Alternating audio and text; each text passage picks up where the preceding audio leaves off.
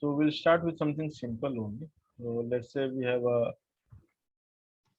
circular surface of radius r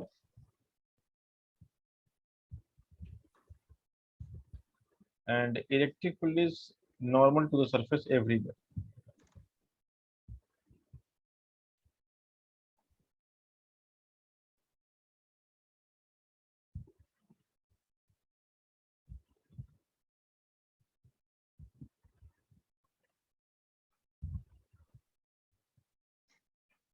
So let's say the field itself is E naught, which is a constant value, and every field lines is hitting the plane perpendicularly. So the simple question is, what will be the flux through the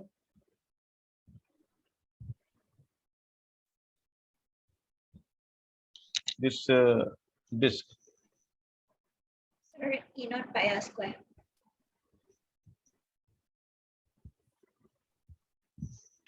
Yeah.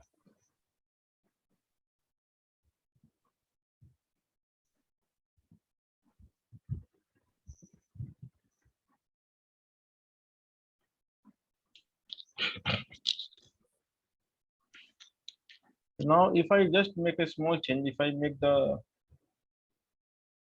ring like a tilted one,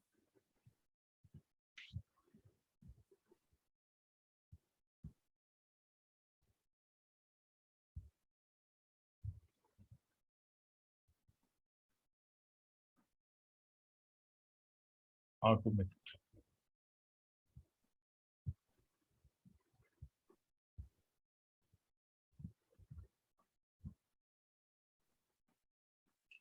All right. So let's see the play.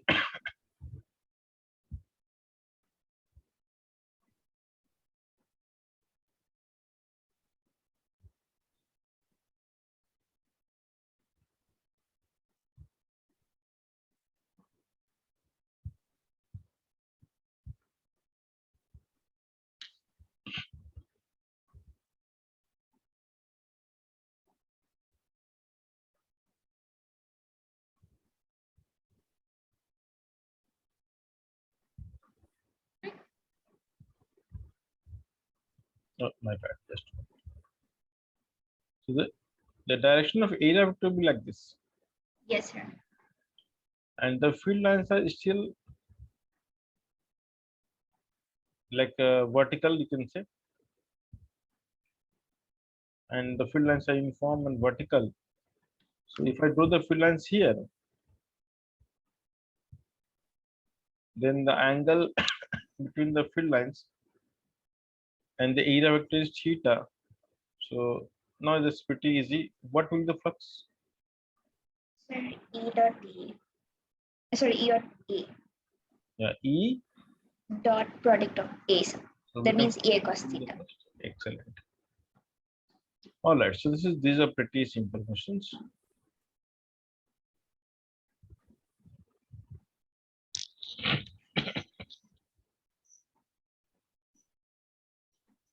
So now let's bring the same question. So now we have electric field which is perpendicular.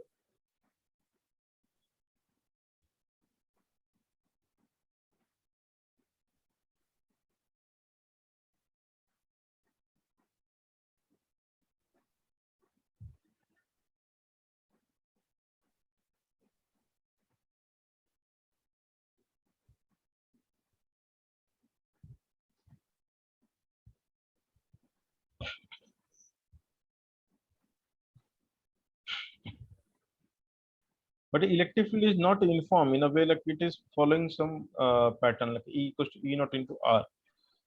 And R is the radius from the center, like distance from the center.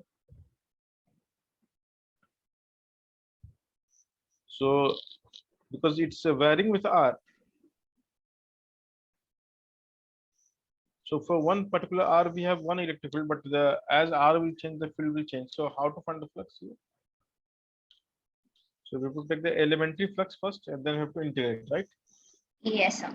Yeah. So tell me the answer.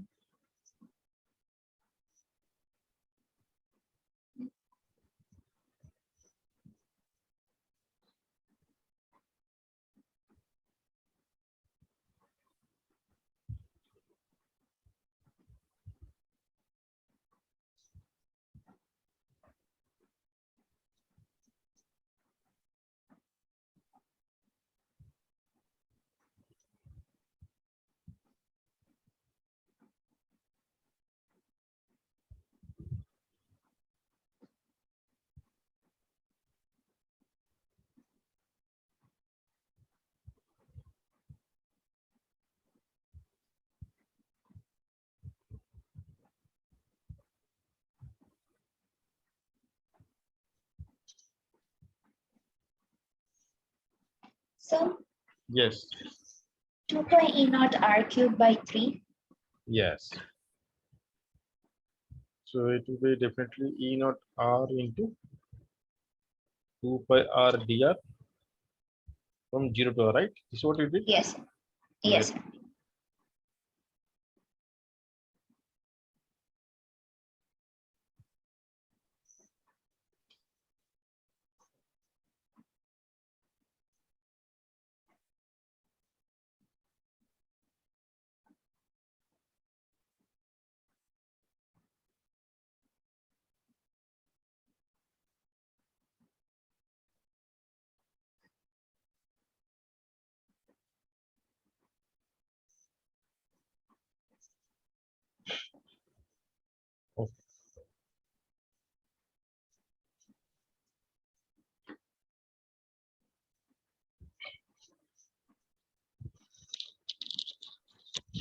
So moving from here, we'll go to the question like this.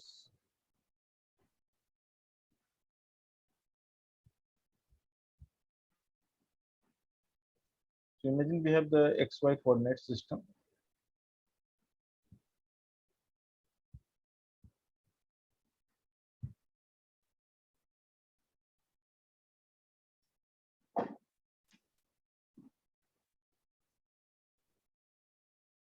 And what I do is I draw a imaginary cube.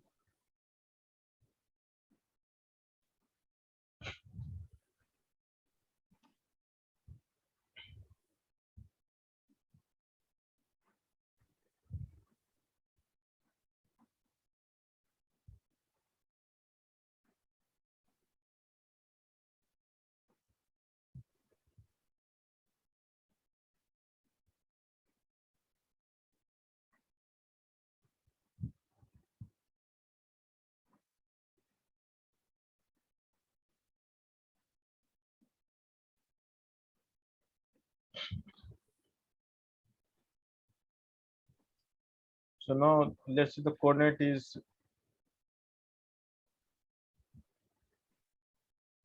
I mean, just think of this as side length. So it's a cube of side length A, and the coordinate of this point is, let's say, A comma 0 comma 0. So this will be 2A comma 0 comma 0, right? And the rest of the coordinate you can figure it out. Not a big deal. So electric field is oriented in the x direction.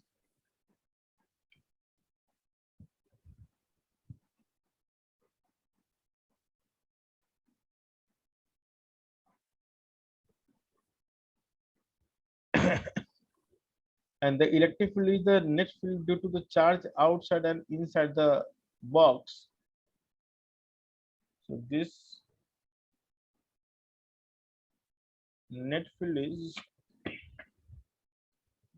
due to charge inside as well as outside the box. Then find the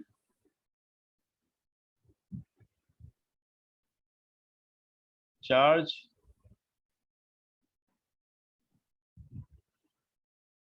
enclosed by the box and also find the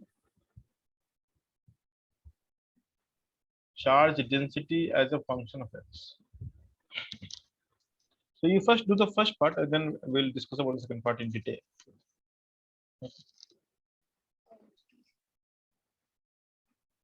So think about it for a while and then I'll see.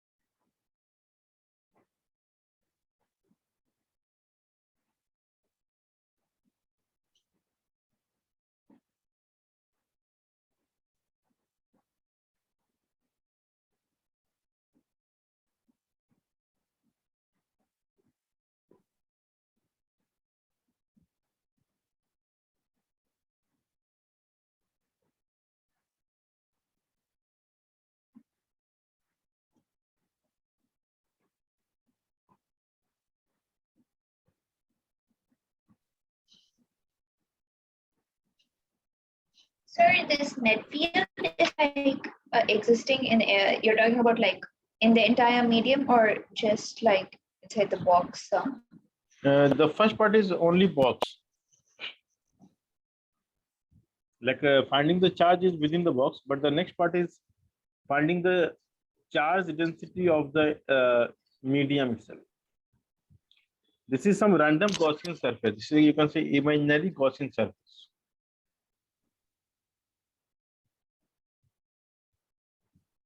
Okay, sir.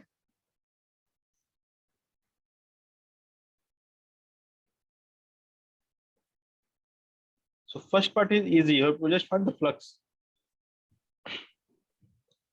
So Yes. the out of 6 surface, which surface will have flux? So the one that's perpendicular to the, I mean, Yeah. like, Yeah, understood. yes.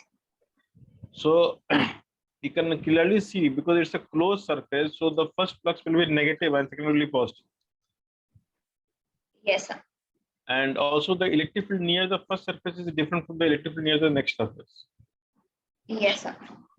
So finding the net flux is very easy. And once you get the net flux equate with the Gauss law, net flux equals to charge enclosed upon epsilon.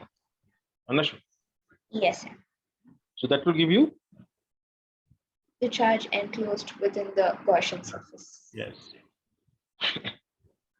So first do this part, then I'll tell you how to proceed for the next part because this is a really important question. Okay, sir.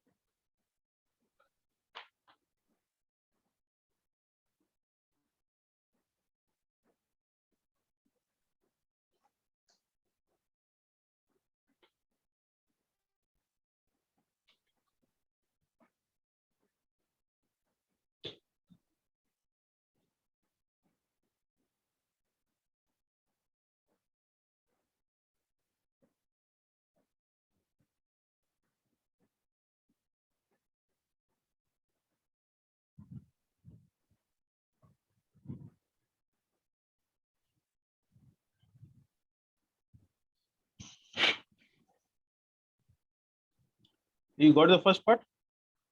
Yes, sir. Sir, I'm getting is E naught epsilon naught AQ. Yeah. So you're getting epsilon not into E not into A cube, right? Yes, sir. Yeah. So I think this is the charge enclosed. So now how to get the second part?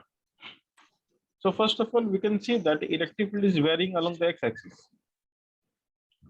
So to do the Yes. second part, there is a method, and the method is simple. Draw a tiny box, and where to draw? Draw between x and x plus dx.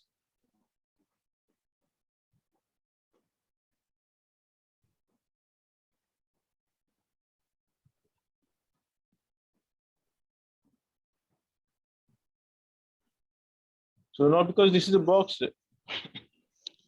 of length along the x-axis as x plus dx, you can choose a cylinder, doesn't matter. You can choose a cuboid or cylinder, both are same.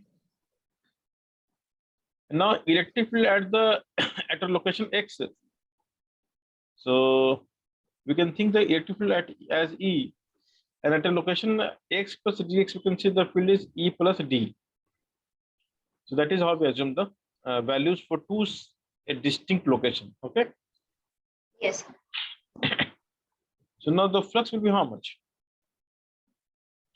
Minus E into area, that's called dA.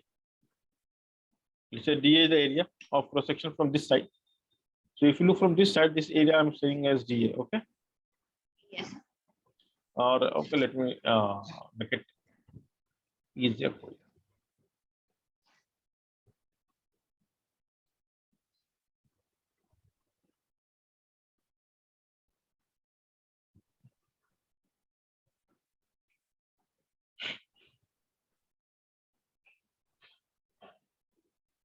So it will be better if you draw a cylinder like this.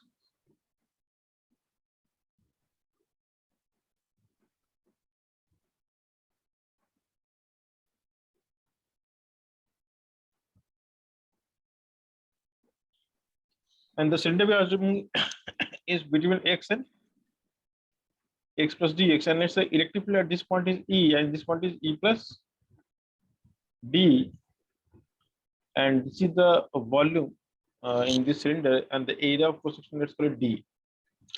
So now if I calculate the flux part, what we can add? The flux part is how much? D phi equals to Sir, E naught dA dx.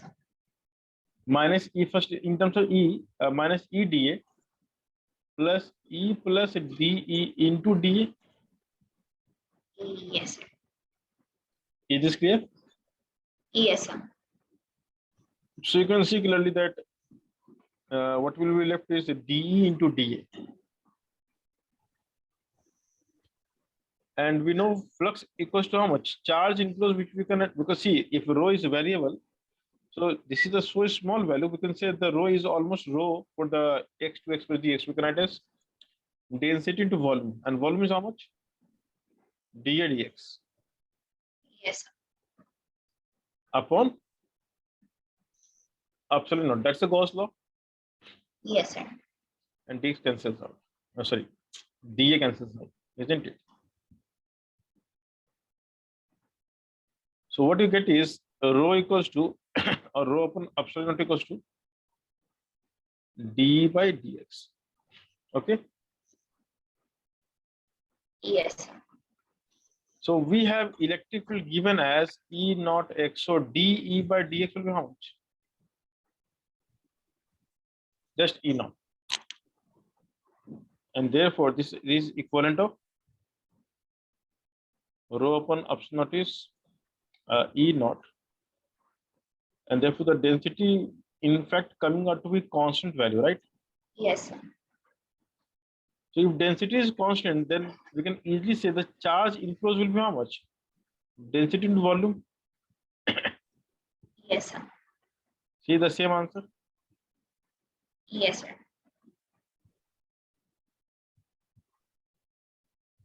Understood? Yes, sir. So basically, you will come across in advanced classes that the Gauss law is written in differential form. So we have something called differential form of Gauss law, and in differential form we write as the del dot E or divergence is rho upon epsilon naught, and this we write for one particular point. So the differential form is for one particular location. Okay. And if you remember the del operator, and we have discussed in the work energy power. Yes, sir. Let me rewrite. So differential form of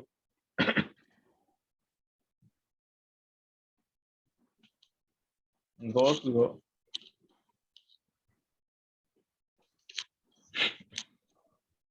is del dot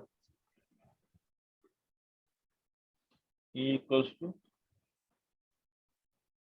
rho upon epsilon naught, where del is actually written as del by del x I cap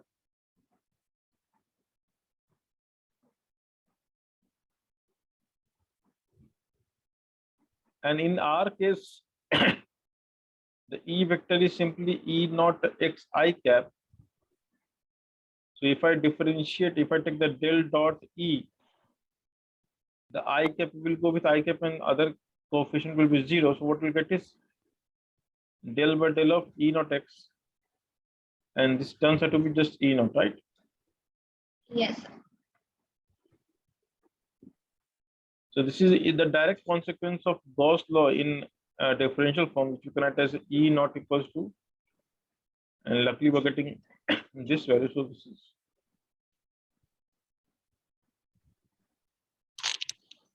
understood. Yes. Now we can also remember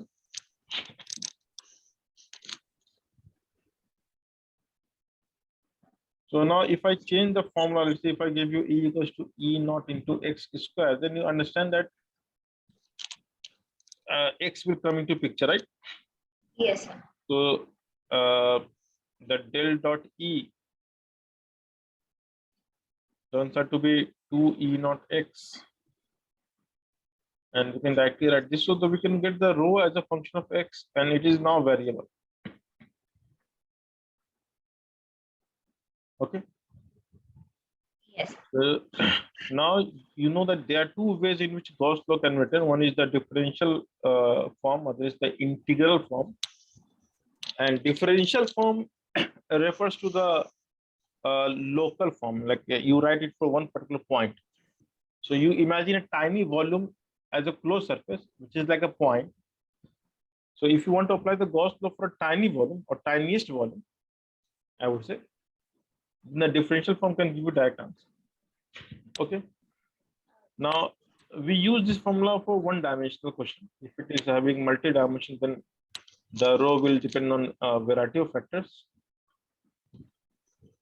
So the rho may be function of x, y, z, all right. Yes, sir. All right. So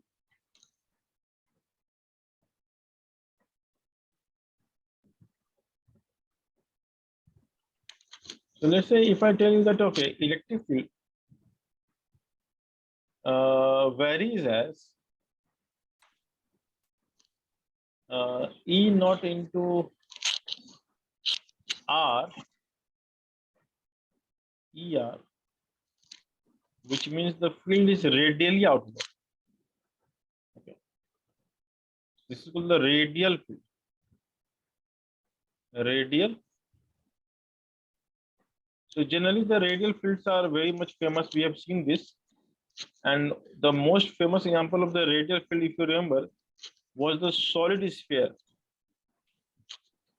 in which the answer was rho r by 3 epsilon, right? Yes. So in fact, the only field which can do this is this is spherical answer. So, which means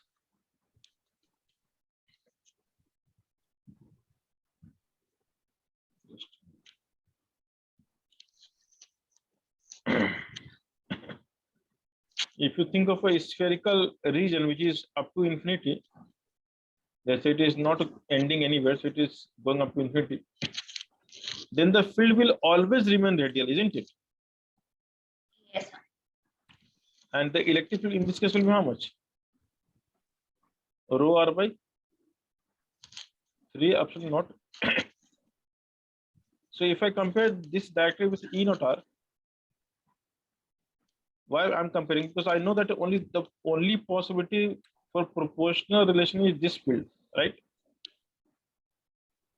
Yes, sir. You can clearly see if you compare, the rho turns out to be 3 epsilon naught E naught, which is again a constant. Okay. Yes, sir.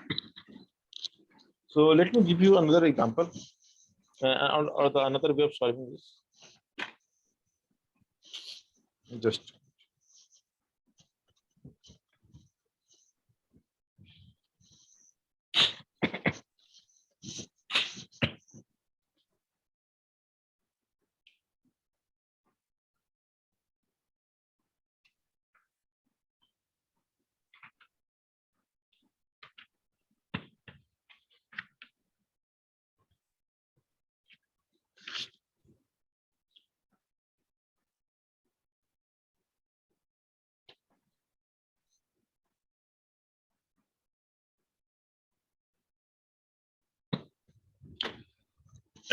so let's say again this is same example. So if I give you E equals to, just I will write the value as 2 alpha r, and it is a radial field. So again, this is the same question, right? Yes, sir. So what will be the volume charge density as a function of r? It may be constant, but if I compare, so such kind of field is again coming from only this formula. Yes. So we can write as rho r upon 3 epsilon naught is 2 alpha r. So rho turns out to be 6 alpha naught Yes, alpha. Correct? yes, sir. Now let's do it with the basic method, the way we did earlier. How we actually derive it. So field is radial. So we will consider a ring, a sphere of radius r, and another concentric is sphere of radius r plus dr.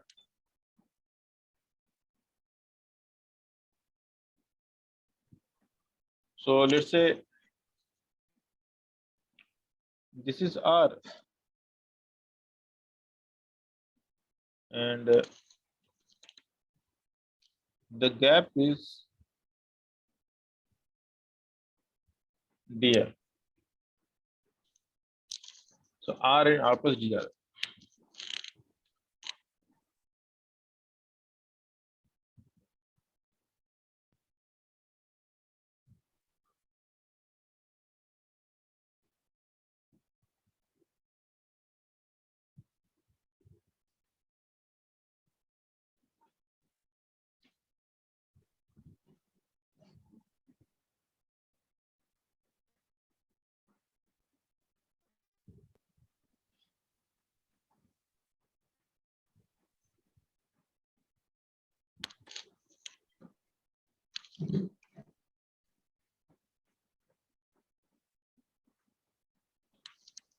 So because the gap is so small that I can say that the rho in this region will be some constant value which we don't know as of now. We'll figure it out.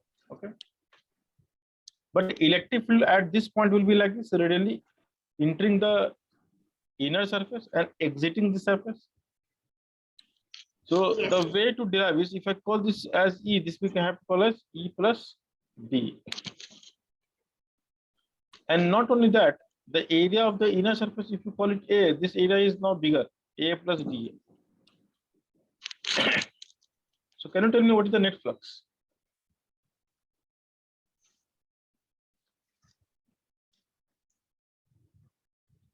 What is the net flux? Here what you can see that compared to the previous case, if you look at this case, the area is a constant. So for cylinder, if you go from left to right, the area is not changing, right? Yes, sir. In case of spherical surface, area will change radially. Understood? Yes. So it will be E plus D into A plus DA minus EA. Correct. So E plus D into A plus DA minus E. And this turns out to be, okay, EDA plus ADE minus EA. And this is basically D of E, right? Yes, sir. So the value of E is given 2 alpha r, and A will be how much? 4 pi r square.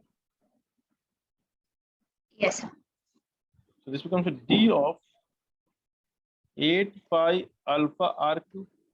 Is this okay? Yes, sir. So the flux is a D of this, okay. And how we write this? So the way of writing this will be 8 pi alpha will be outside, and D of r cube is how much? Can you guess? Sir, 3R square. 3 r square dr. R cube means what? D of r cube. We are writing D of r. So we are different. Yeah, it is like differentiation. So it's a 3 r square dr. So see, the idea is this upon this is 3 r square, right? Yes, sir. So what is D of r cube only?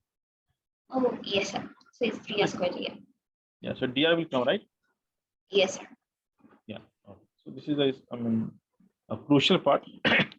So you got this answer, which is some answer. Right.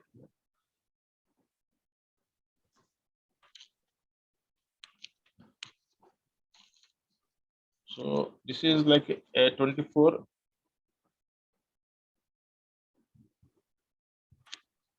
pi alpha r squared here, right? As per the Gauss law, this must be equals to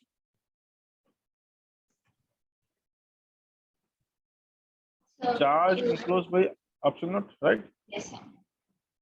So 24 pi alpha r squared dr.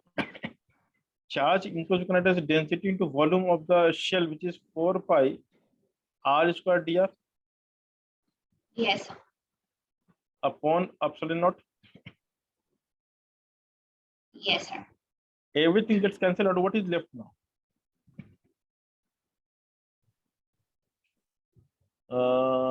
6. So 24 4 6 alpha. Yes, sir. So the answer is, now this is the basic method, and what you did is the shortcut. Yes, sir. Understood? So of course, if you know the like basic, you can derive any complex answer in future also. But for any proportional field, we can always equate with this formula, because we know that only in this case, only for the spherical charge, informed charge density, the field varies radially, because we know this information beforehand. So we should get the answer like this. Okay. Okay. Next part. So this was the part of the Gauss law which we never explored. So it was important for us to go through this kind of derivation. All right. So what next? Okay. Just a minute.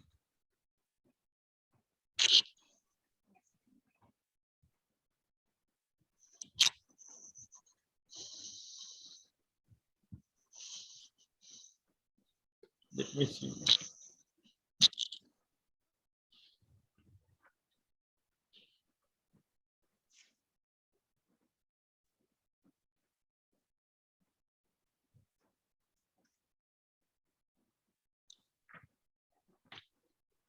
Okay.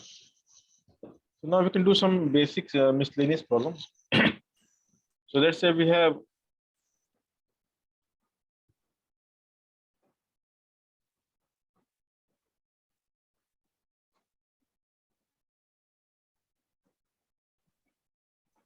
an infinite cylinder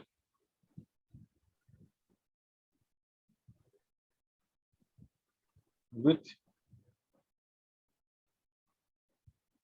cavity.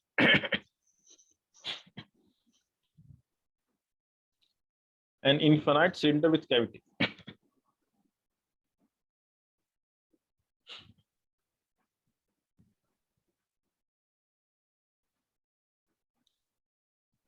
Okay. So this is the infinite cylinder.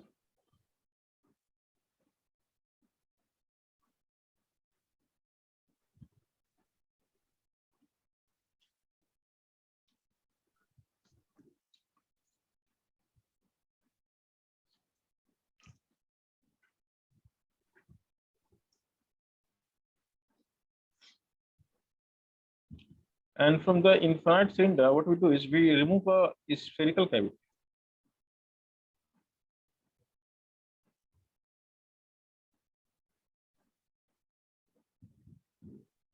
And it is also coaxial in a way.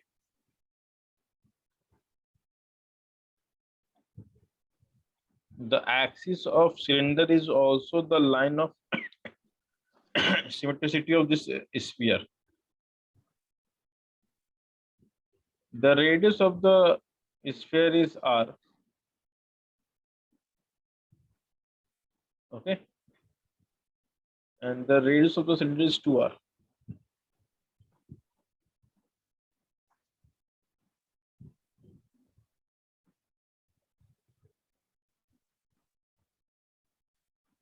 Now you have a point which is located at a nice location for a pinpoint to the axis of cylinder, and let's call this is 3r. Okay, this is, I have shown it's too far, but it's close. So the point P is here, which is at a distance 3r from the center. If rho is the volume charge density, then find electric field at point. So that's pretty simple question. Try this out. So here you can realize what is the concept. Eh? So what we are supposed to apply, you know. Am I audible to you? Yes, sir. So is this question clear? Yes, sir. Correct. So go ahead and solve this. Okay.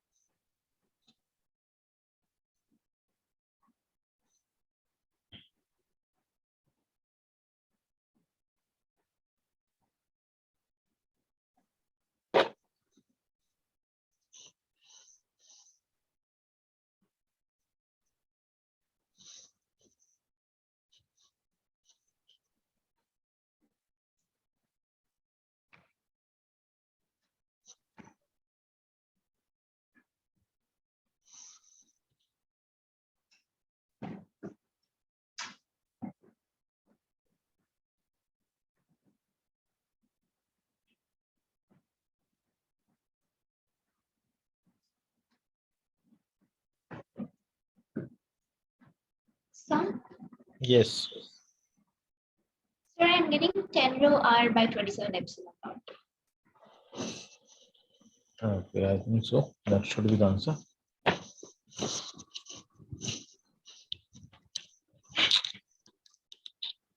So you have to Okay, write. so just a second, sir. I consider the spherical radius wrong. Okay.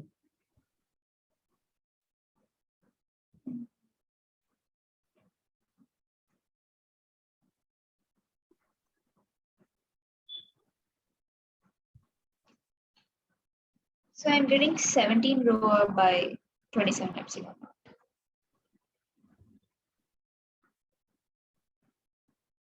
Yes, sir. So this is what you have written, right?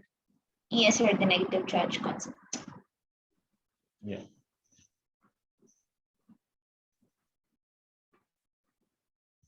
And lambda we can write as rho pi 2r whole square, right?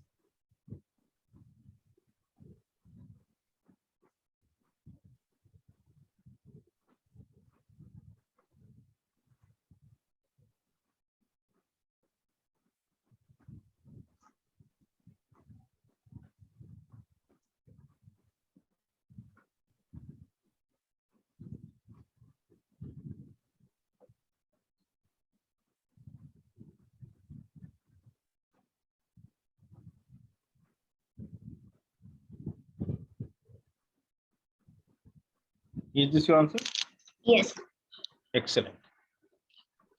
So you got 4 marks in the J advance.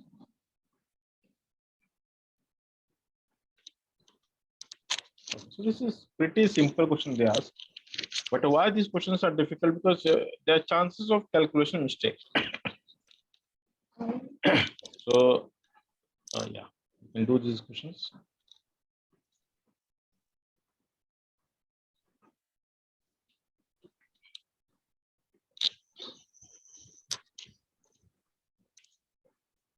So now we'll do the calculation of force using flux method.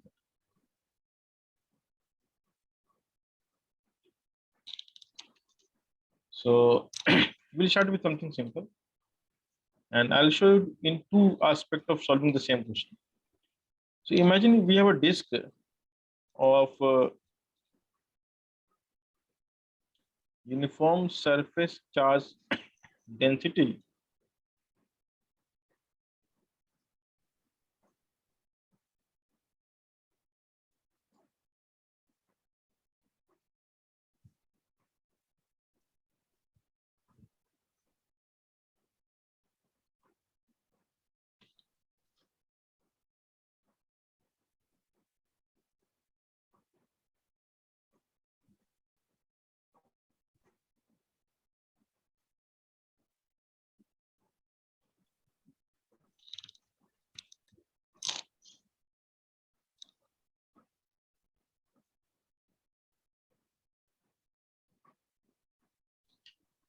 So let's say the sigma is the surface charge density, and we have another charge q here, and we are supposed to find the force between them. So we know the answer is pretty simple.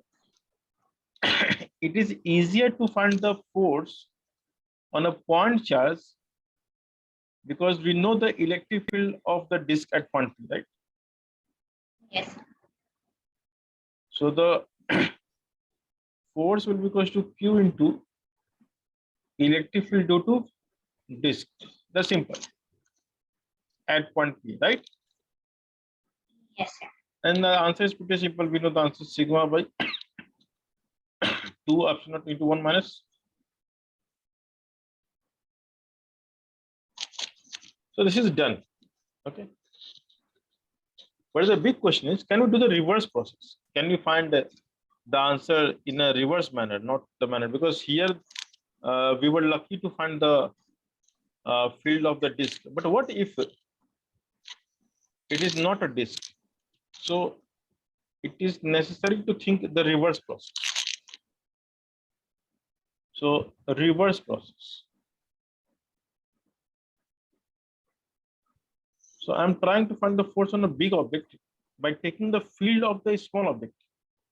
Understood? I sent a force on the disk due to the field of less Q. Yeah, correct. Okay. So let's take some random location. So let's come to this location, and the random location will have some area. Maybe I should draw like this.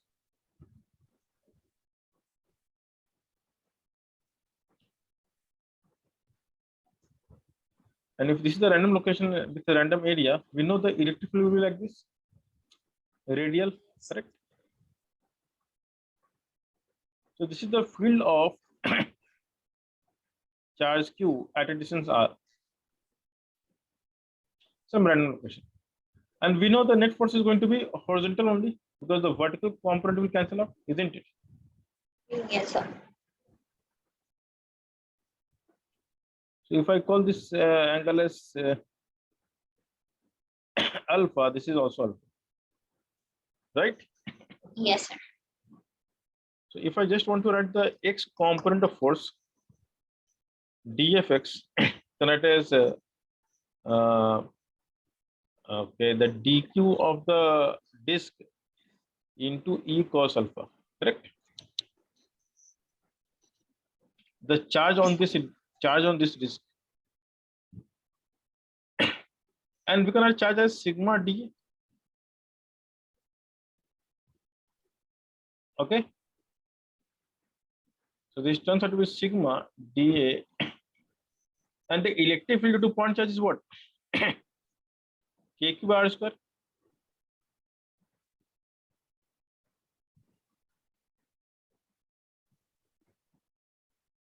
Is this clear? Yes, sir. So you can clearly see this is sigma q by 4 pi epsilon naught into dA cos alpha by r square. Now you remember what is this one? Solid angle. Yeah, exactly. It's a solid angle. So this turns out to be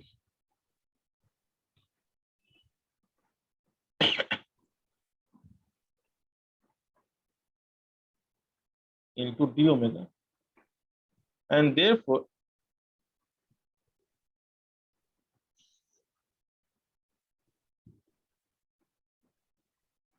the total force will be integration of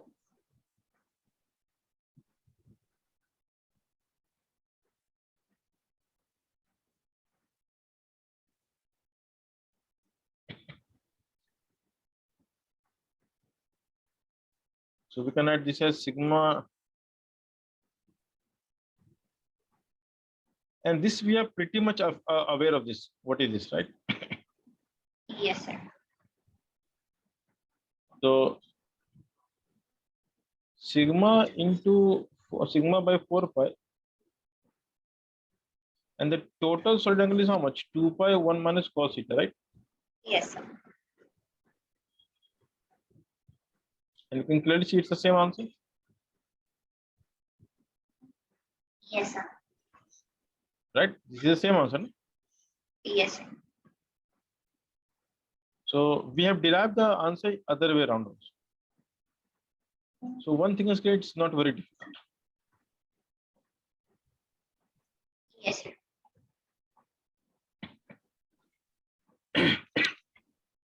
Now luckily, again, because it is a disk, so we are aware of the solid angle of the disk, but again the question is how to figure it out the solid angle in each case, in all cases. So it's not very difficult. We can figure it out. Oh, this we can also write as k sigma q omega, right? Like this. Yeah. Yes, sir. So the third perspective is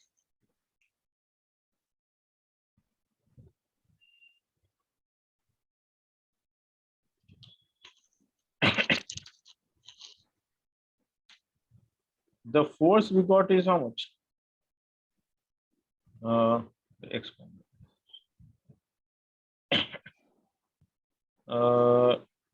Yeah, sigma q by 4 pi.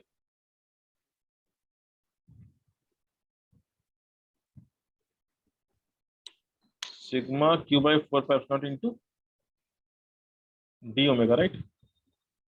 Yes. Now we know the definition of flux. Flux is defined as the total flux into the fraction through the angle. So Yes. for any charge, this is the total flux. So how much flux will pass through the d omega? The answer is d omega by 4 pi. Correct? Yes. So the flux passing through 4 pi angle is this much. So from 4 pi solid angle, we have this much flux. For one, we have this much flux. So for d omega, the flux will be how much?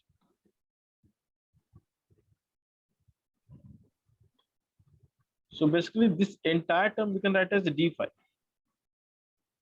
So dfx is equals to how much? So Can we write it is sigma, sigma.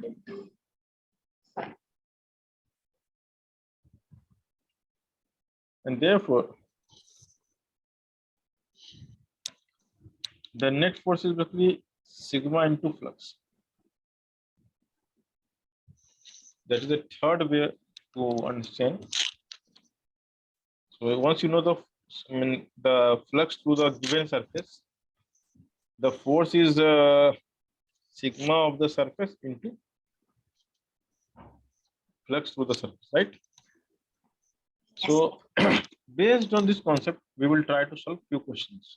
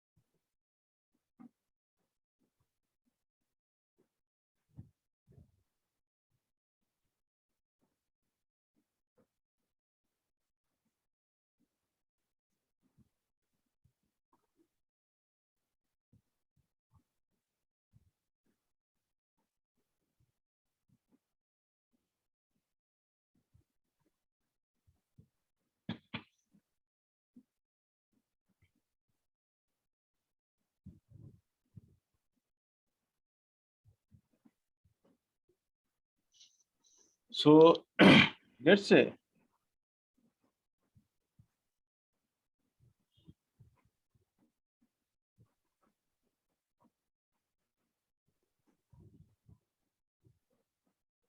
so this is a square sheet of side length, and from the center of the sheet at a distance of a by 2, we have a charge small, and the total charge on the sheet which is spread uniformly is capital Q. Find force between them.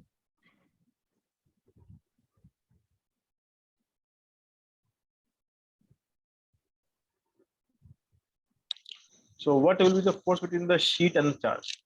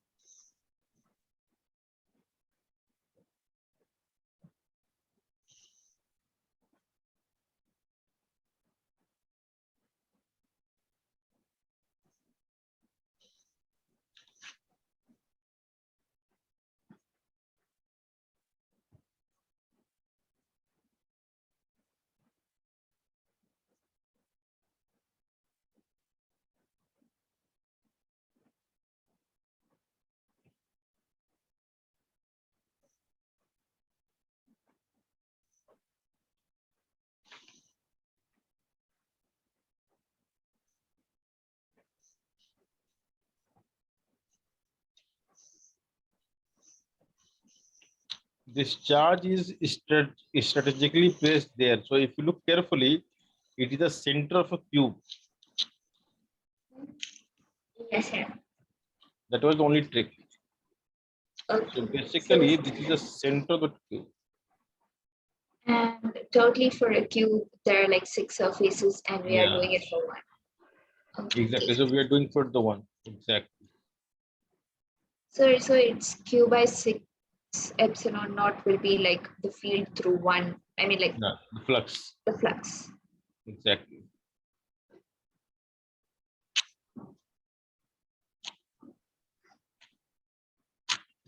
So because it's the center, and therefore, if you just choose a random patch like this, so the field at this point will be like this.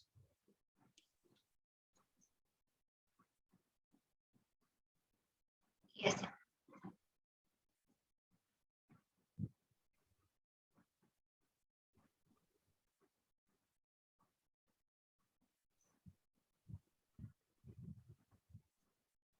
Then again, what it says E and the D will be like this downward.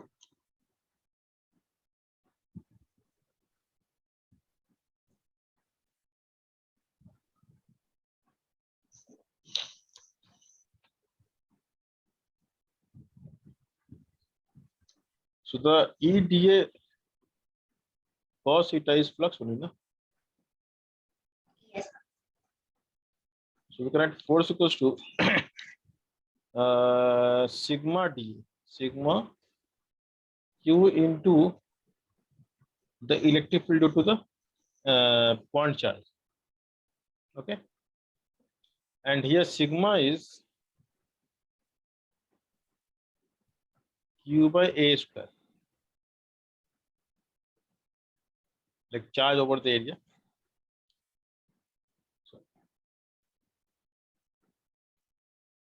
So DF is sigma dA into uh,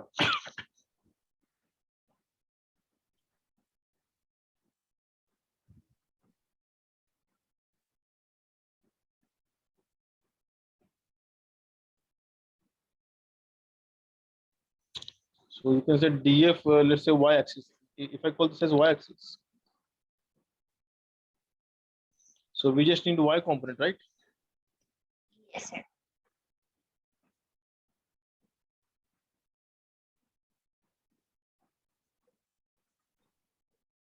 So in terms of flux, this is E dA cos theta. So we cannot write, no need to write E value, just write the flux value.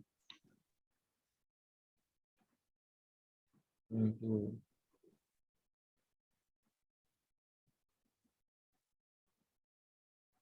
so the net force will be how much? The net flux through the surface, that's it. And net flux through the surface is how much? 1/6, right? Yes.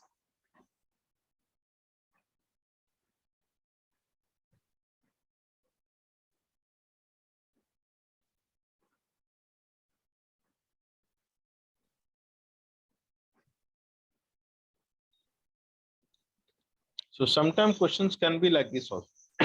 Okay. Okay, sir.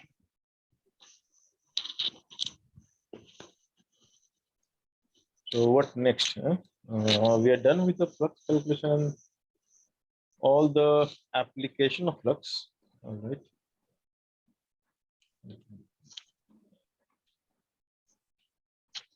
Now we are good to go with a new concept called potential.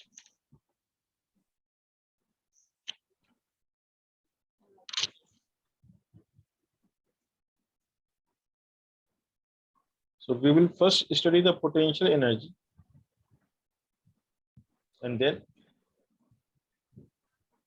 potential.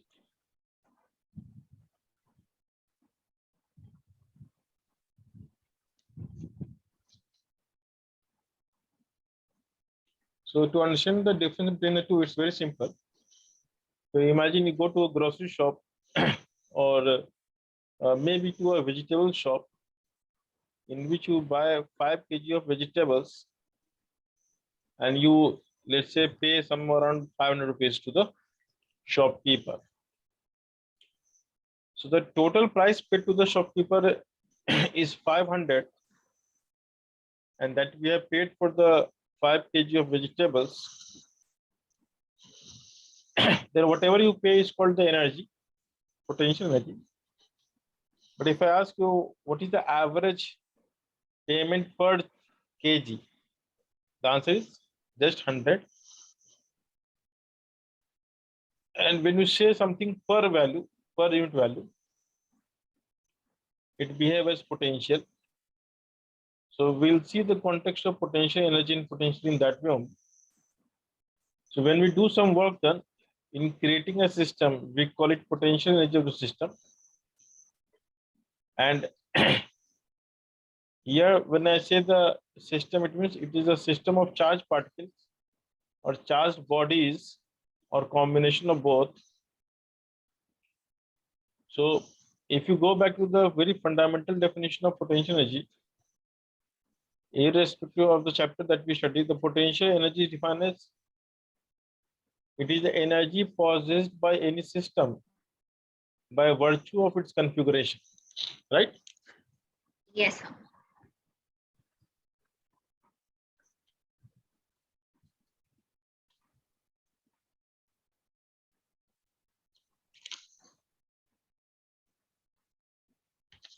You can check the spelling, I may be wrong.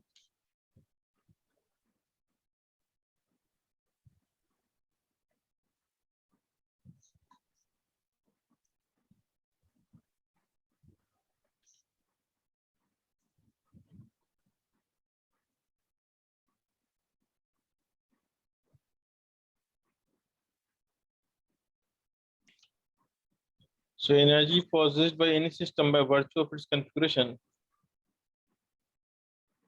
is called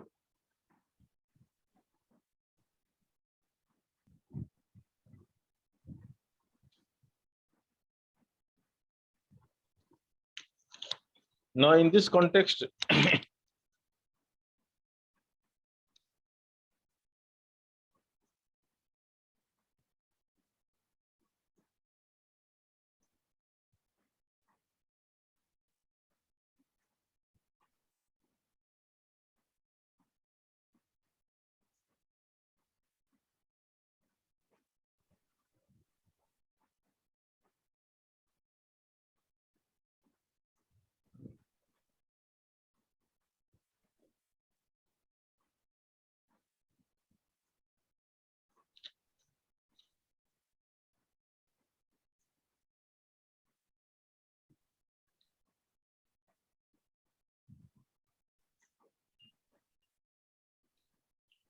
Which may be discrete or continuous.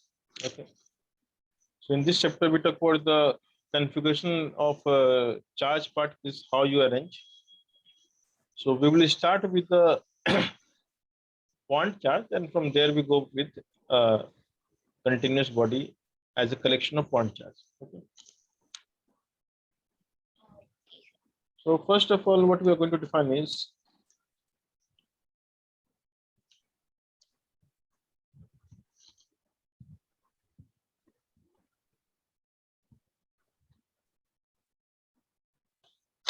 potential energy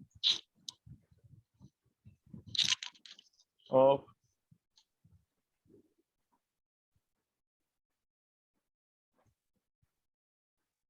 system of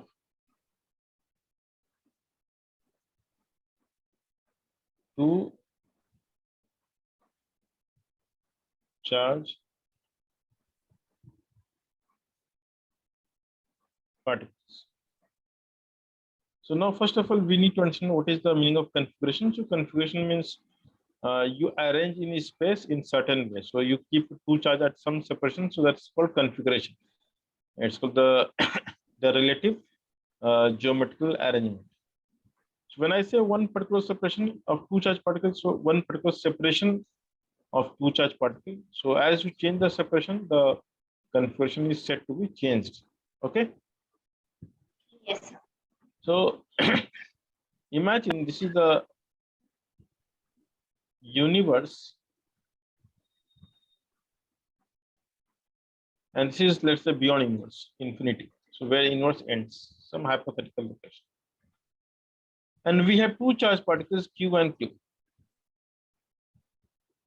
which are again at infinite separation from each other.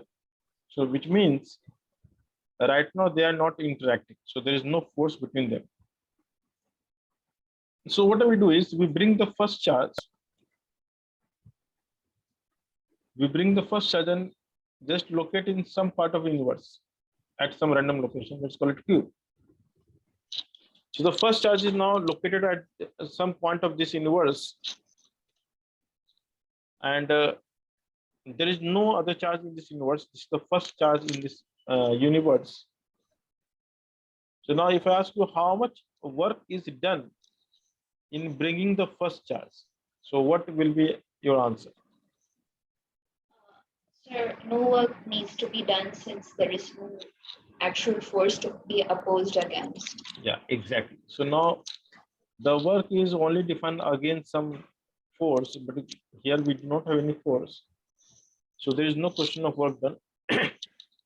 So the first charge will come without any work. So only second onwards the work will be defined, because the first charge after coming to this universe will create its own field everywhere. And the second charge has to traverse through this field, which is already existing, made by the first charge. Okay.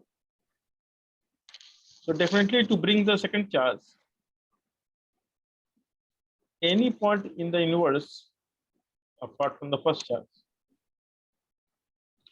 So now we want to bring them at a separation, let's call it R.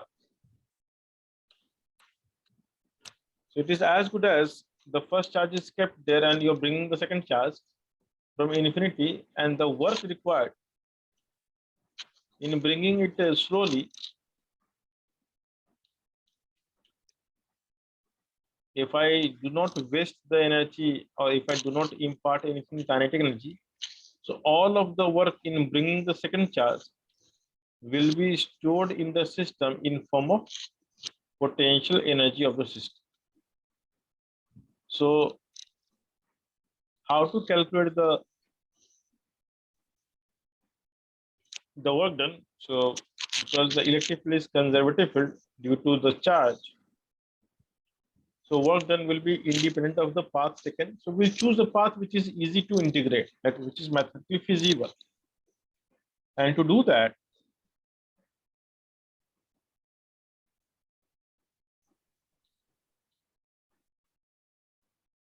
choose a straight path. So the moment the charge is at a distance smaller or anywhere, the force on the charge will act like this, repulsion.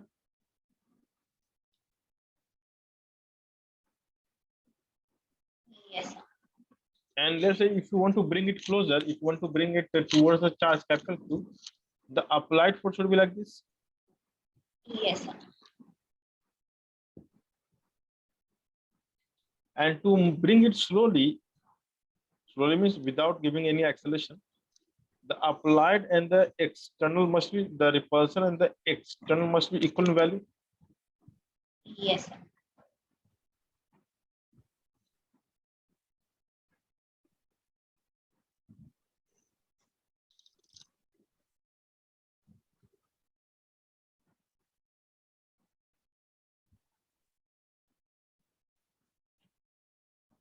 So to move Q slowly from infinity to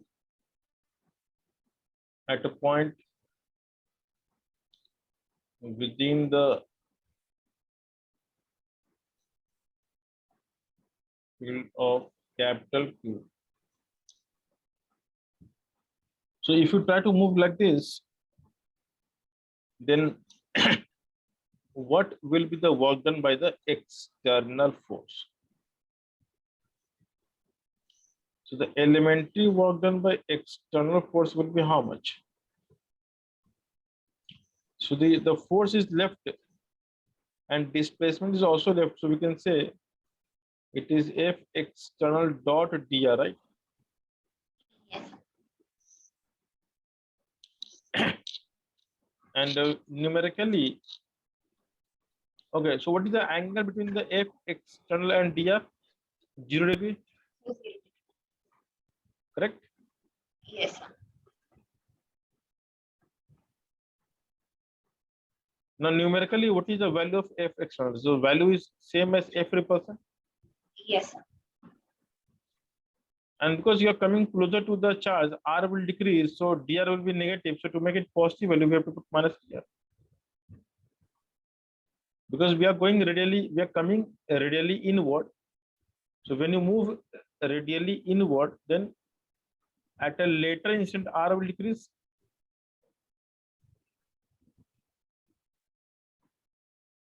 If the initial length is R and if the final length is R plus dr, then which one is bigger? So then it will be minus. Because like R is bigger. Yeah, displacement is this much, no? This is the value, minus dr. Yes, sir. Minus dr is a plus positive value actually. That's why it's written like this. But if you go away from the center, then it is plus dr. And now we are good to go with the derivation. So F repulsion correct as K Q by R square minus dr. So the total work done in bringing this charge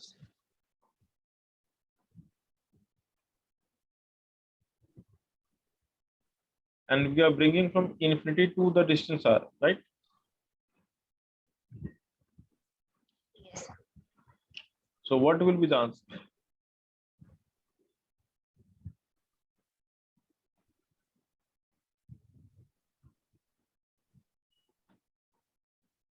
The answer will be, Yes, sir. Minus KQQ by R. and you can clearly see that minus 1 by R and minus 1 by infinity, this will give you eventually K Q by R.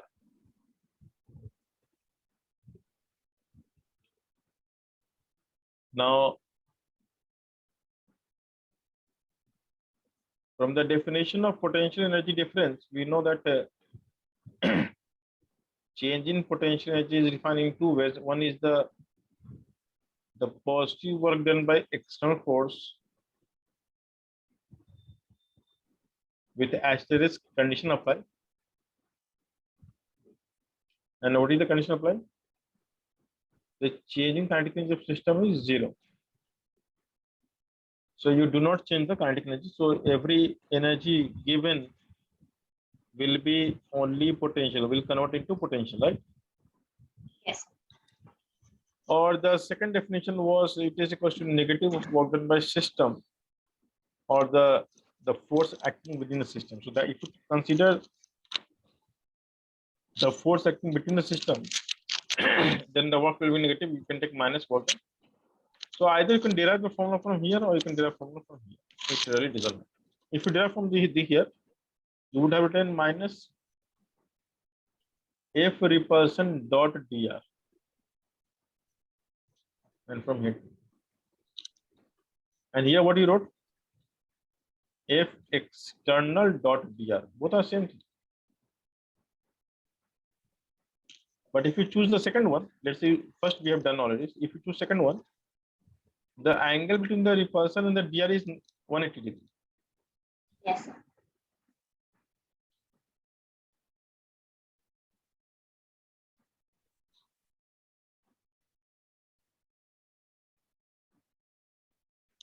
And clearly the answer will be same because now this is AQ by R square. This is minus dr. This is minus. So you can see clearly that these terms are to be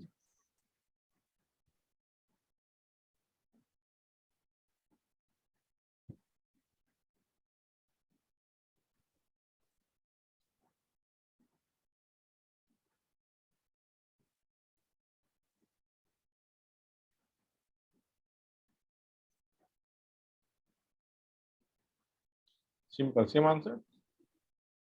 Yes. So it really doesn't matter how you proceed, but you should be aware that these are the definitions which are very crucial because sometimes they may ask you integrate function like this. So When they ask you to integrate, don't do this. Rather, you just find the alternative definition. This is the change in potential energy.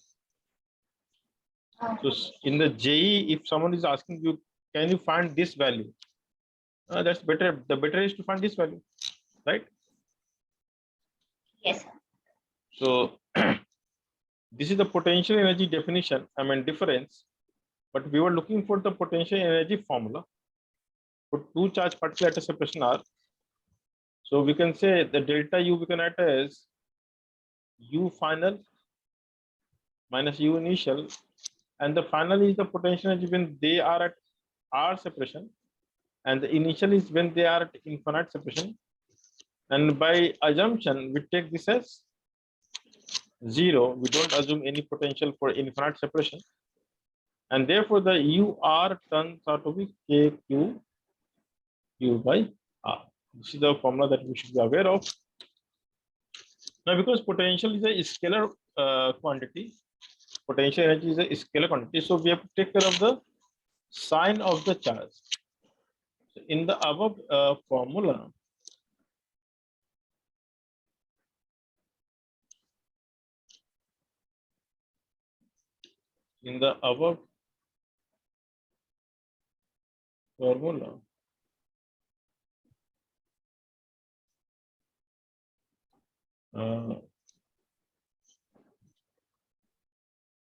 charge capital Q and small q must be substituted with sign. So as a general rule, repulsive system will have positive potential, attractive will have negative potential. That's a simple way to remember. Yes. As a general rule,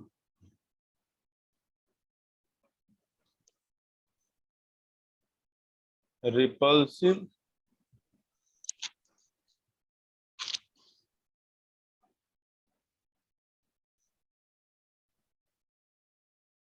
system will have positive potential energy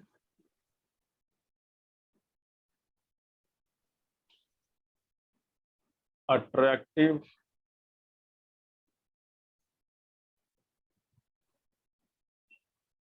system will have negative potential energy.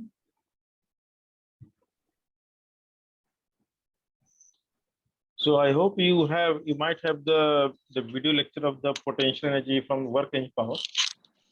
Yes. If you have, you can go and revise. It will be really helpful to you. Okay. Okay.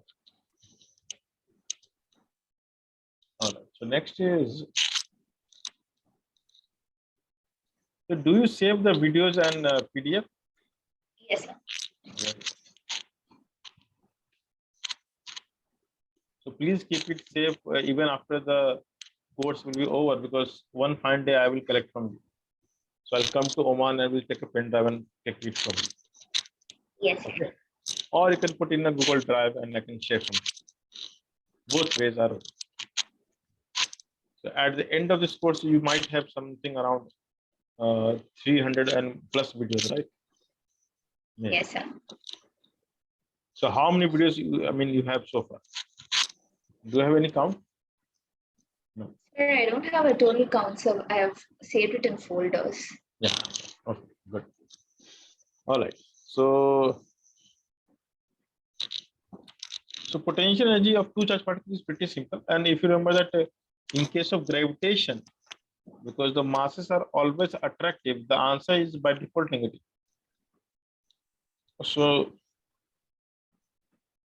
in case of gravitation, if you want to define the potential energy of two masses, we have the first mass m, and if you want to bring a second mass m, from infinity, and let's call it m1. Oh, fine. So again, the actual force is attraction. So if you have to bring the mass slowly, the external force should be acting like this. Yes. But the motion is going left. So the work done by external will be minus F external into minus dr, Yes. because the force and displacement are opposite. So minus, the first minus is because the force and displacement are opposite, and minus dr is actually making it positive. So this is the value of displacement. I hope this is clear. Yes. So now we have the answer F external dr, and the force of gravitation, that is Gmm by r square. So this is same as the F attraction into dr. So now we can integrate.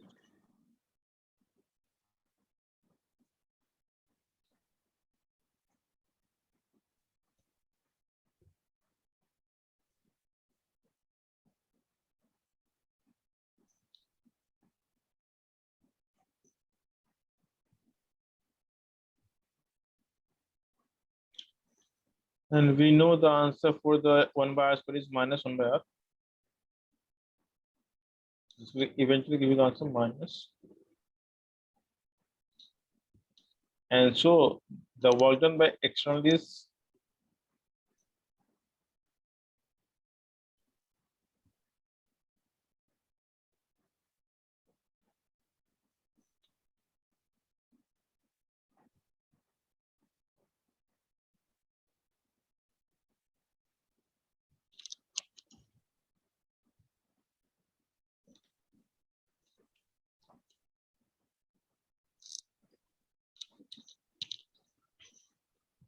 okay. Yes. So u r equals to minus gmm by r,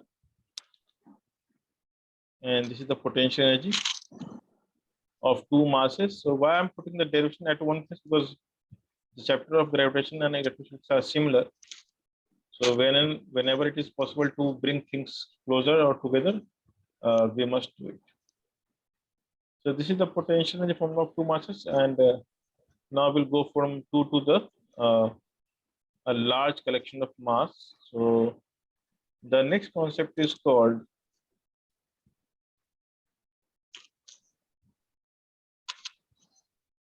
concept of mutual potential.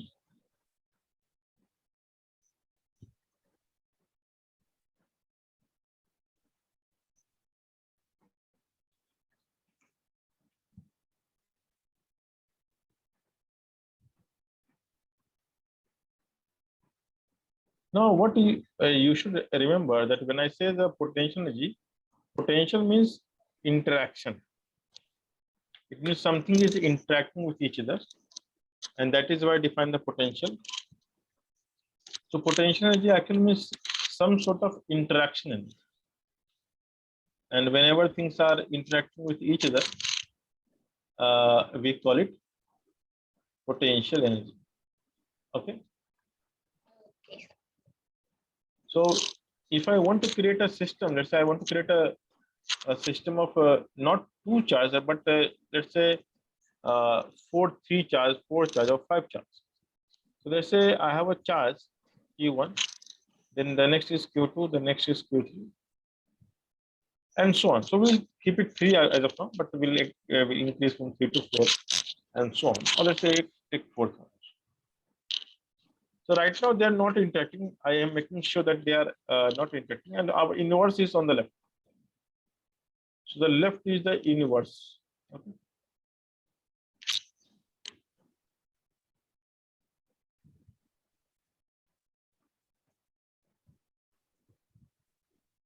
So you want to establish this entire charge in this inverse. Okay.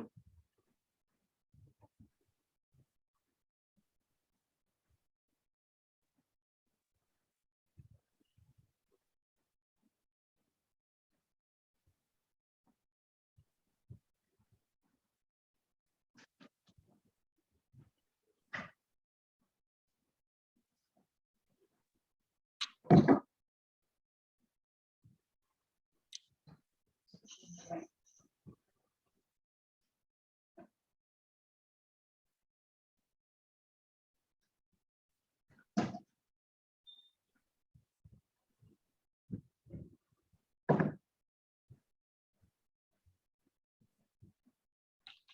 so this is some hypothetical universe. So when we bring the first charge, we know the work done in bringing the first charge is 0. So if I bring the second charge somewhere here, so now I need to know the separation. Let's call it the separation is R12. So we need to do some work, and this will be how much? K Q1 Q2 by R12. Do you remember this? Yes. So this is the work done by external agent. So now let's bring the third charge. But if I bring the third charge into the space somewhere here, then third has to work against the first and the second as well. Yes. So you have to add 2 more work. So now bringing the third charge will have 2 extra term, and the W1 is 0. I cannot hear. The W2 will be K Q1 Q2 by R12. So W3 will be how much? Because it's a scalar quantity, so we can write as WK, the 3 against 1 and the 3 against 2, right? Yes. So now the obvious thing is, if I want to bring the fourth one at a location here,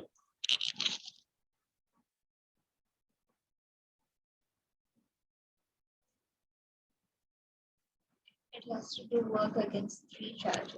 yeah, so the fourth one has to work against the 3 charges.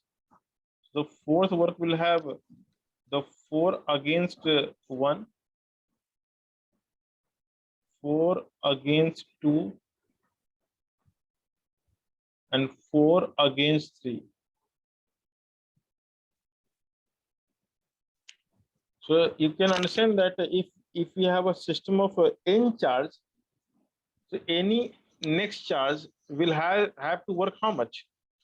N times, right? So if we have already n charge, so n plus 1 charge will work against n charge, right? Yes, sir. So every charge will work against all the charges which are already present. So you can say that every addition of charge to a system, every addition of charge to a system will add some energy into the system. So this is the energy which was added after the fourth charge came into being. So this is the energy which came because you added the third charge and so on.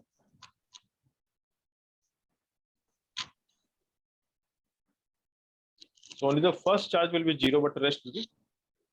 So if I add all 4 charges, so what is the total energy which came into creation of the system? So if I say that I have created a system of 4 charges, which is part of some parallelogram, then to create such system, what is the total investment? What is the total money which is being poured into the system? So that is called the mutual potential energy of the system which we have created. And in this case, it is easy to write. It is K Q1 Q2 upon R12. Then we have the next 2 term, the 3-1, 3-2, sorry. And the last is 4-1, 4-2, and 4-3, right?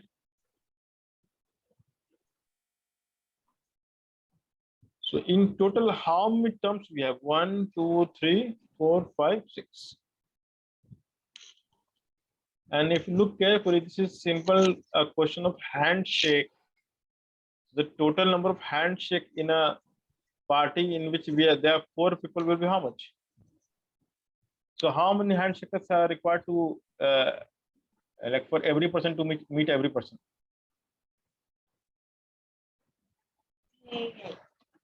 So every person will meet every person. So if one will handshake with 2, then 2 will handshake with 1 by default. Yes, sir. So it will be like reduced by 1 when we take the case of each person. Yeah. So the first person will handshake with 3, but second will handshake with 2 1. So first will 3, 2 with 2, and then 1 with 2. So the total is 6, right? Yes, sir. Which is a very famous formula from the mathematics of 4C2. The combinations. Yes, sir.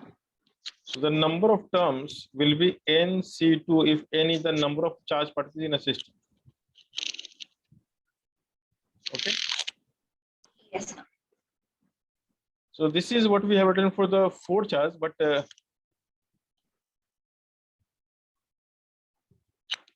we can generalize as well. So what we can do is imagine if I want to generalize the formula, so I can write as the potential energy of a system is summation of A Qi Qj upon R Ij.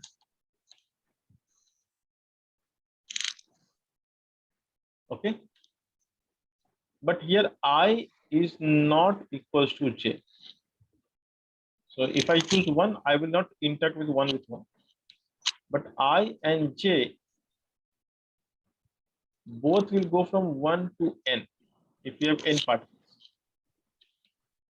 Yes, sir. But in this way of writing, I will write 1, 2 and 2, 1 both. So every time I will repeat twice. So we have to half it. Exactly. This is the formula. But of course, this formula is of no use. But just in case if you have the options given and you have to identify which formula is correct, then this is the right formula. Okay, for n particles. Yes. So finding the mutual potential energy is pretty easy, and we'll see some example to practice this. So we'll start with a triangle.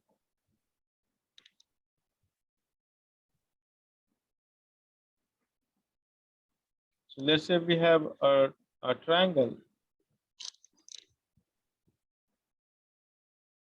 and it is with identical charge.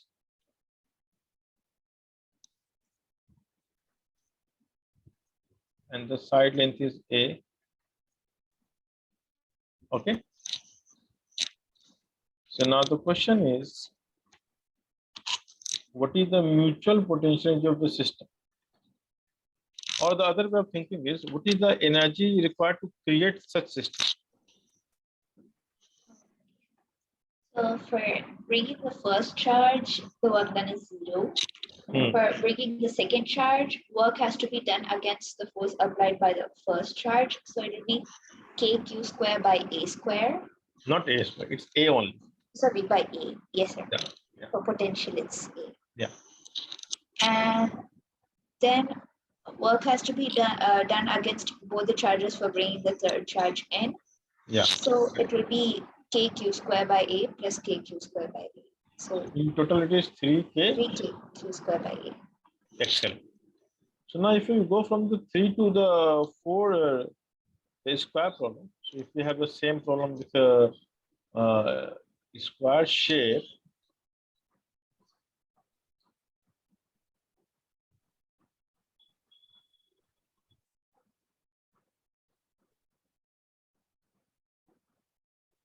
so 6kq square by a. now here you got trapped. So this was the deceptive one. Huh? Yeah, the distance is not same. No? Oh, If, right. That is another. yeah, the diagonal will have different distance. So you have to be very careful and then do it from the scratch. That's easy, right? Yes, sir. The best way is that the best way. You just mark one charge and write the potential of this charge with every other charge. So you can write this with this, this with this. Then after doing that, ignore this charge. Now come to this charge. This will interact with this and this one. So anything which is already occurred previously, we should not consider because it is already interacted. Okay. So again, discard this. Now you're left with only two charges. This is the last one. Understood the process? Yes, sir. So do this and tell me the answer.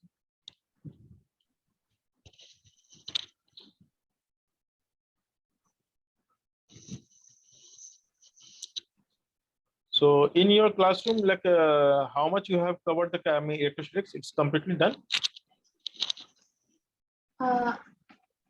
Sir, let me just check how many more topics has to be done. Sir, because I'm not getting very much clear, like the latter topics of the like the ones which are being held in class. So, Okay. like mathematically, I'm understanding it, but I don't get the feel of what's exactly going on in there. Like which topic? Tell me. Sir, currently they are doing capacitance, sir, but then Okay. Got it. like all the previous topics also, sir, a little bit. Yeah. So like they have finished the dipole moment and all, right? Yes, sir. Yeah. So I mean they are much ahead. We are much behind. Okay, sir. But we are doing for JE. They are doing for boards, right? Yes, sir. So the difference will be there, isn't it? Yes, sir. Conceptually, like this is way more vast and way more in deep as compared to the boards. Yeah, boards is very simple. Boards you can prepare in 2 days. Yes, sir. But the JE stuff is so deep that yeah, I have to teach you almost master's level. So you're learning beyond graduation actually. So as in 12th graduate or? No. In 12th only, see, what is JE preparation? In JE preparation, physics is up to graduation level, like BSc. Yes, sir. And maths is also up to BSc level, and chemistry goes to master's level, MSc level. Oh. That is called JE preparation. So JE is not 12. It looks like 12, but what we do is it is like I have to teach you the entire master's and BSc level physics in the language of 12th level physics. So that is the challenge. So you conceptually what you know is more than sufficient even to qualify the entrance test of masters in IIT also. So you can right now you can score 50% if you finish the J level. Wow. And the selection criteria is only 35%. Yeah, so that's why I don't take J as 12. 12 is 12 and J is J. And the content is also not the same. So content means we go quite deep in terms of theory, right? Yes, sir. So the content which you have seen so far, I think not more than 20% you might have seen in the class. Yes, sir. Is it true? Sir, like it's very vague and it's like there is no actual understanding of what's going on in the class, sir. Like it's very like surface. Yeah. Because the problem is anyone who has not seen the JE preparation, they cannot understand science properly. That's the problem. Yes, sir. Sir, now itself like the last year when I was used to understanding everything in depth. Now in class, if I don't get like the full picture of it, I can't like exactly understand what's going on in there itself. Yeah, I know. So that's like a kind of a barrier for you to attend class in learn. Yes. Yeah, I mean most of the students are just mugging up. They believe it's information they need to mug up and they have to just write in the exams. Okay. So Yes, sir. that happens in school, but that's okay. Don't worry about it. We are going to cover in extreme deep. So what we are covering is just so we have covered almost 70% of electricity. And Okay, sir. capacitor will be separate topic, which we'll cover again in 7 to 8 lectures. Wow. Okay, sir. Only capacitor will be 7 to 8 lectures, and it will be very deep. So capacitor is more deep than electrostatics. Yes, sir. Don't worry. Yes, do this. Done. Sir, I'm doing for the last charge.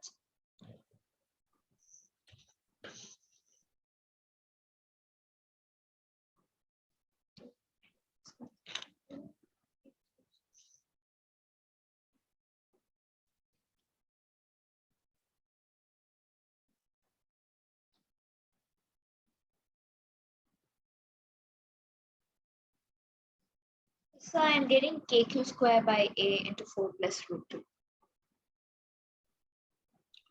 Okay, so let me write down kq square by a 1, 2, 3. So 3 times. Sorry, 1 to 2 times. 2 times kq square by a, and then 1 time.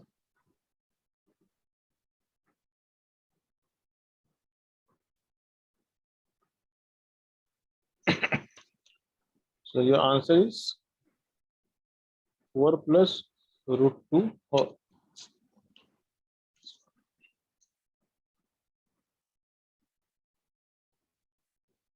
this is the answer, right? Yes, sir. Now there's a really nice way of doing it.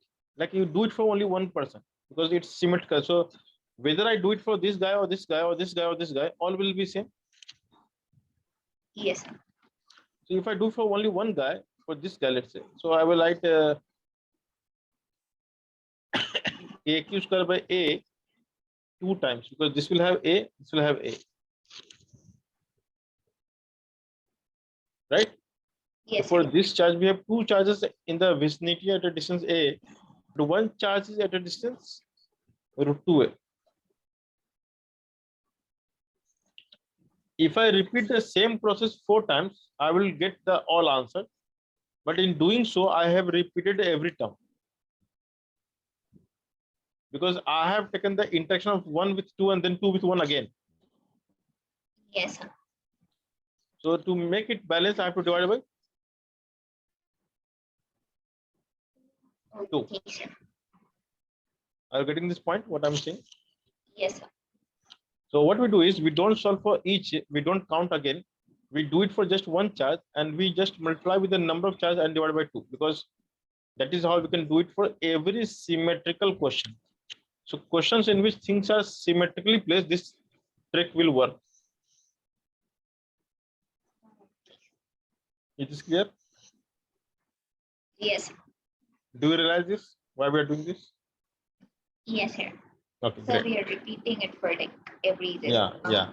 Because when I'm doing this, I will do this and this. So I'm repeating again this term twice. Yes, sir. And then this term. So when I'm doing this, then I'm again doing this and this. So every term will repeat twice. So to make it a single term, I have to divide by. Okay.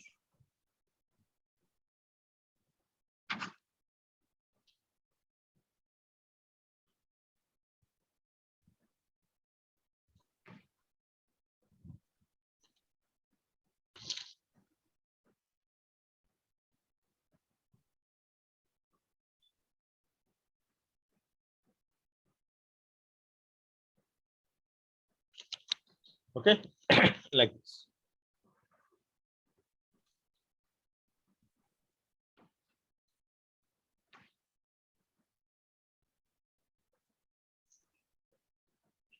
Sir, can you just come back in a minute, sir? Yeah, sure.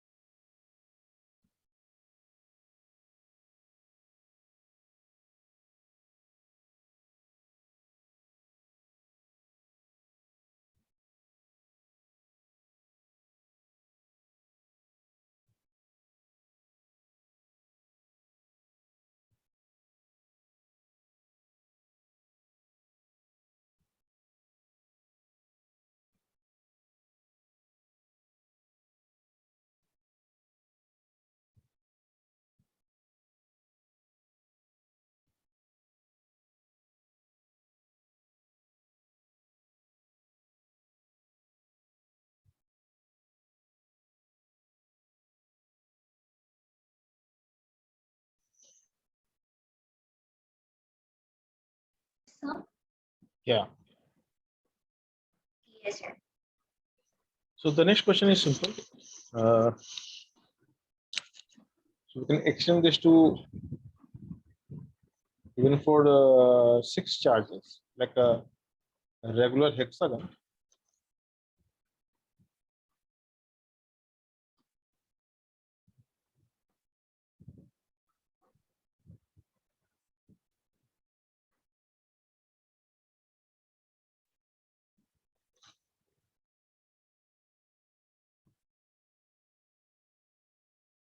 And let's repeat the same process. But just for change, I will making alternate charge plus minus. Now keeping it alternate will not affect the symmetricity, so it is still symmetrical. So if you know the answer for one, you can get the total answer. That's it. So what is the mutual potential of the system?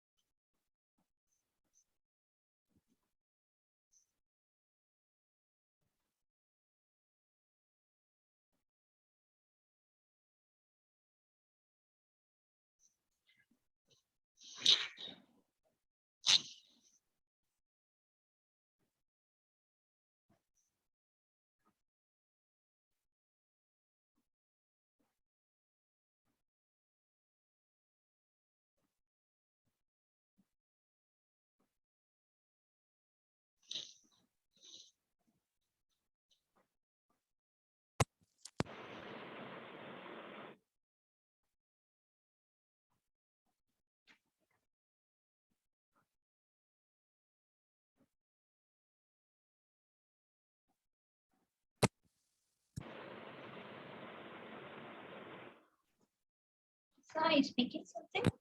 No, no.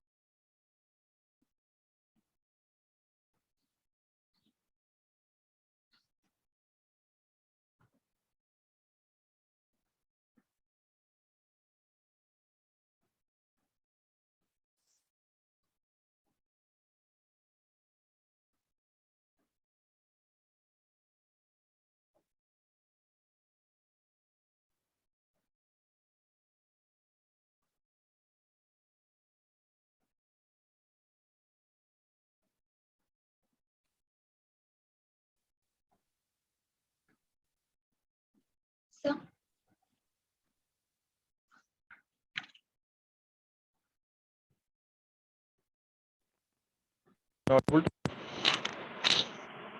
Hello, hello, hello. Hello, sir. Am I audible? Yes, sir. Okay. So you got the answer? So I'm getting oh, 1 second, sir. I just got a confusion. So I'm getting half kq square by a into 2 by root 3 minus 3 by 2. So kq square basically minus kq square will come 2 times, right? Minus. Then 2 times will be plus 3.